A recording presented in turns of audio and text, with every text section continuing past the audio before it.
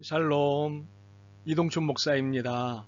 오늘도 여러분의 삶이 주님의 평안으로 가득하시길 기원하며 하나님의 말씀을 나누겠습니다. 오늘 주시는 말씀은 사도행전 18장 1절에서 17절 말씀입니다. 이 말씀 중에 1절에서 3절까지 읽도록 하겠습니다.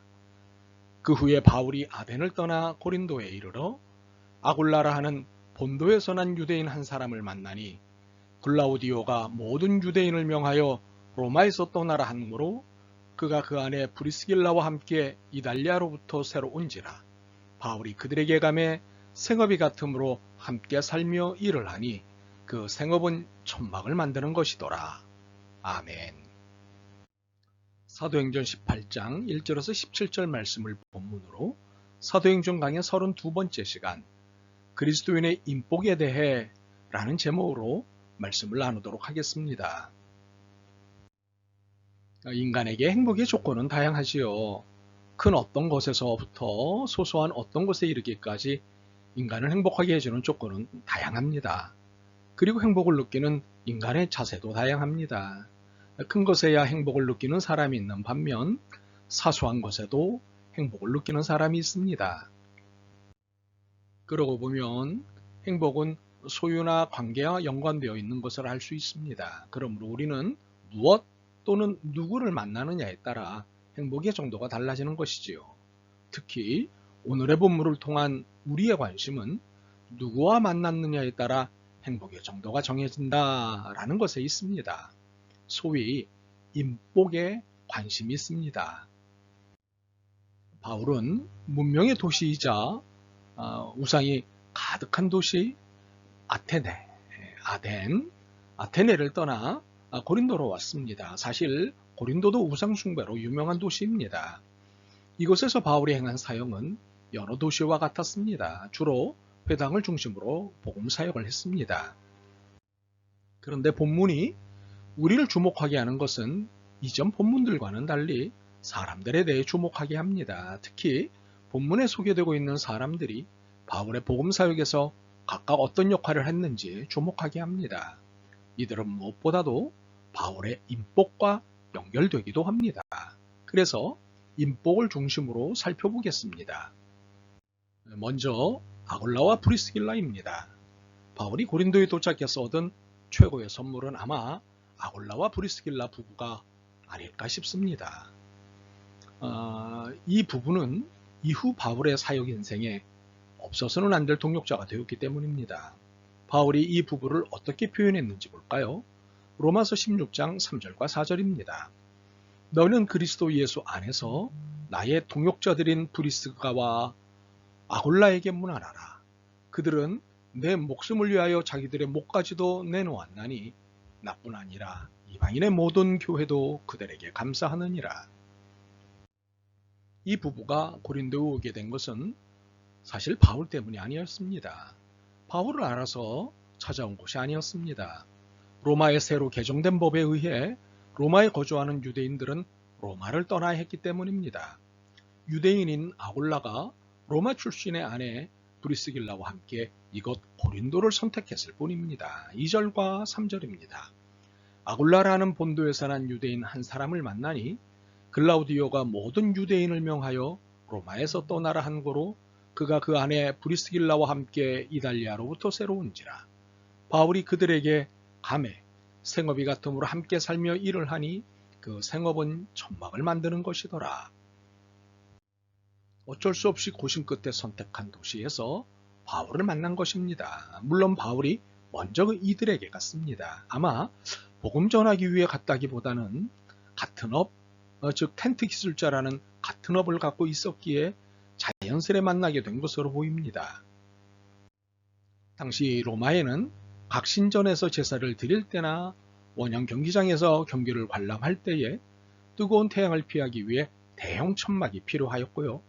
개인 주택에서도 여름을 나기 위해 차양을 마련해야 했습니다. 따라서 천막을 만드는 가내숭업은 1년 내내 기후와 관계없이 경제적인 유익을 얻을 수 있었기 때문에 고향을 떠난 유대인들 중 많은 이들의 생계를 위해 천막을 만드는 일에 종사하였습니다.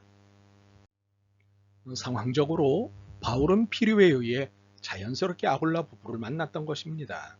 그런데 하나님은 이 부부를 바울의 동역자로 붙여주시기 위해 만나게 하셨던 것입니다.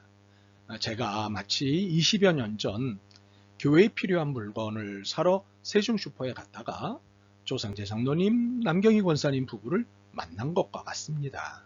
사람들은 서로를 우연히 만났다고 하지만 하나님은 우연히 만나게 하지 않으십니다. 하나님은 이유 있는 계획으로 일을 하시기 때문입니다. 우리는 이러한 만남을 그리스도인의 인복이라고 말할 수 있습니다. 두 번째는 실라와 디모데입니다. 실라는 안디옥 교회의 질문에 예루살렘 교회가 답을 내줄 때 안디옥 교회에 파송된 교사였습니다. 그때부터 바울의 신실한 동역자가 되었습니다. 디모데는 루스드라에서 만난 바울의 수제자로서 바울의 절대적 동역자였습니다. 이 두 사람, 실라와 디모데도 매우 자연스럽게 만났습니다. 그런데 하나님은 미리 준비해둔 사이였습니다. 이 또한 바울의 인복이었습니다. 세 번째는 디도 유스도입니다. 이 사람은 회당 옆에 사는 유대인이었습니다. 4절에서 7절을 봅니다.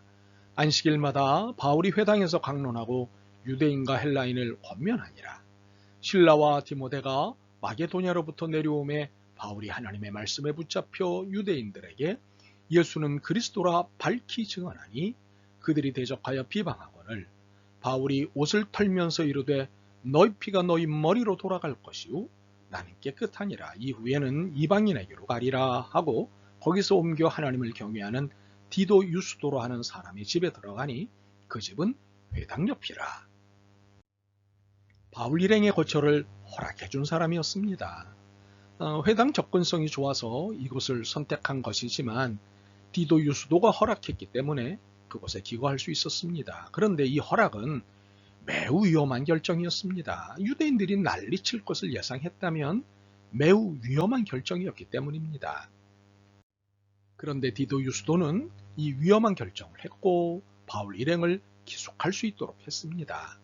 하나님은 이런 사람들을 늘 예비해 두십니다. 그때그때 사용하시는 사람들입니다. 물론 바울의 인복입니다. 네 번째는 회당장 그리스도입니다. 회당 총책임자인 그리스도는 바울에게는 더할 곳 없는 현지 지원군이 되었습니다. 8절을 보면 이 사실이 분명합니다. 또 회당장 그리스도가 온 지방과 더불어 주를 믿으며 수많은 고린도 사람도 듣고 믿어 세례를 받더라. 마치 16장에서 빌립보 감옥 간수의 이야기를 보는 듯합니다. 바울 일행이 고린도에 머무는 1년 6개월 동안 회당장 그리스도가 얼마나 많은 힘이 됐을지 상상이 됩니다. 특히 회당에서의 활동에 든든한 지원군이 되지 않았겠습니까? 참으로 바울의 인복입니다. 다섯 번째는 아가야 총독 갈리오입니다. 이 사람은 표면적으로는 우군은 아니었습니다. 그렇다고 적군도 아니었습니다. 12절에서 16절을 보겠습니다. 갈리오가 아가야 총독되었을 때에 유대인이 일제히 일어나 바울을 대적하여 법정으로 데리고 가서 말하되 이 사람이 율법을 어기면서 하나님을 경외하라고 사람들을 권한다 하거늘 바울이 입을 열고자 할 때에 갈리오가 유대인들에게 이르되 너희 유대인들아 만일 이것이 무슨 부정한 일이나 불량한 행동이었으면 내가 너희 말을 들어주는 것이 옳거니와 만일 문제가 언어와 명칭과 너희 법에 관한 것이면 너희가 스스로 처리하라. 나는 이러한 일에 재판장 되기를 원하지 아니하노라 하고 그들을 법정에서 쫓아내니 결론을 보고 말하자면 총독 갈리오는 바울 일행에게 유리한 판결을 해준 사람이었습니다. 유대인들은 바울 일행을 고소고발했지만 갈리오는 이런 내용의 재판은 특정 민족 종교에 관계된 것임으로 하지 않겠다고 했습니다. 이는 고소고발을 무효화시킨 것입니다. 바울 일행에게 유리한 판결이었던 것입니다. 우리의 인생에는 우군도 아니면서 적군도 아닌 사람들이 나타납니다. 전혀 예상하지 못한 편들기를 해주고 떠나는 사람들을 만나곤 합니다. 바울은 인복이 참 많은 사람이었습니다. 여섯 번째는 회당장 소스데네입니다. 소스데네는 고래 싸움에 새우등 터진 사람이었습니다.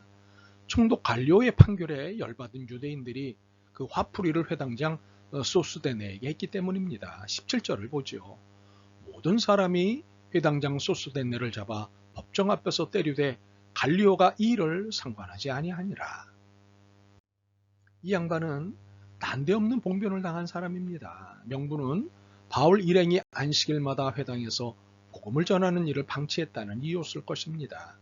사실 전임자 그리스보가 해온 일을 그대로 이어받았을 뿐인데 봉변은 소스데네만 당했습니다. 참 억울했겠다는 생각이 듭니다. 그러나 이렇게 나를 대신해서 봉변을 당해주는 사람들이 우리 인생에 나타납니다. 대표적인 분이 예수 그리스도이십니다. 참으로 이 소스데네도 바울의 인복이었습니다. 우리는 본문에서 아글라와 브리스길라 부부, 실라와 디모데, 그리고 디도 유스도, 회당장 그리스보, 아가야 총독 갈리오, 그리고 회당장 소스데네를 보면서 많은 생각을 하게 됩니다. 한마디로 우리 인생에서 만나는 모든 사람이 내 인생에 모두 이유 있는 사람들이라는 사실입니다. 그러므로 이유 없이 만나는 사람은 없습니다. 하나님은 이유 있는 계획으로 우리를 인도하십니다. 나와 동지의 관계로만 만나는 것이 아니라 스치는 만남도 나의 인생에 도움이 되고 떠납니다. 심지어 원수, 적조차도 내 인생의 조력자가 됩니다. 그러므로 만남은 우연이 아닙니다. 하나님의 계획입니다. 이것을 믿으십시오. 아멘. 주님, 인복에 대해 전혀 상상해보지 못했습니다. 그런데 말씀을 듣고 돌이켜보니 오롯이 인복으로 살아왔음을 깨닫습니다. 무디고 무지한 저희들의 믿음을 긍휼히 여기시옵소서. 예수 그리스도의 이름으로 기도드립니다. 아멘. 오늘도 여러분의 믿음과 삶을 응원합니다. 사랑합니다.